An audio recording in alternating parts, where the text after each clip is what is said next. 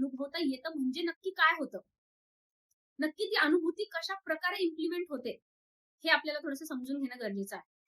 बघा, मी वारंवार इथे सांगते आहे, की ऑर्गॅझम हे काही फक्त शरीरा म्हणजे त्याच्यासाठीचं माध्यम फक्त शरीर नाहीये. त्याच्यासाठीचं माध्यम बुद्धी सुद्धा आहे, ऊर्जा सुद्धा आहे, भावना सुद्धा आहे. शरीर हे एकमेव माध्यम नाहीये. हे इतरही 3 माध्यम आहेत.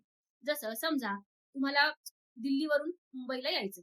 ठीक आहे. मग तुम्ही विचारताल, की दिल्लीवरून मुंबईला येण्यासाठीचे माध्यम कुठले-कुठले? तर तुम्ही ट्रेनने येऊ शकता, कारने येऊ शकता, बसने येऊ शकता. ठीक आहे, फ्लाइटने येऊ शकता, हेलिकॉप्टरने येऊ शकता किंवा जहाजाद्वारे येऊ शकता. नाही, जहाजाद्वारे नाही येऊ शकत. दिल्लीला समुद्र नाहीये. पण उदाहरण. माध्यम, आपल्याला माध्यमं बघायची की नाही. तर ऑर्गॅझम मिळवण्याचं एकमेव माध्यम शरीर नाहीये, हे मी सांगते आहे. पण ऑर्गॅझम तुम्हाला मिळालं की नाही मिळालं, याची जी खातरजमा आहे ना, ती शरीरच करतं. म्हणजे त्याची अनुभूती जी आहे ना, ती शरीराच्या यंत्रणेद्वारेच तुम्हाला घेता येते. हे मात्र खरं. कसं?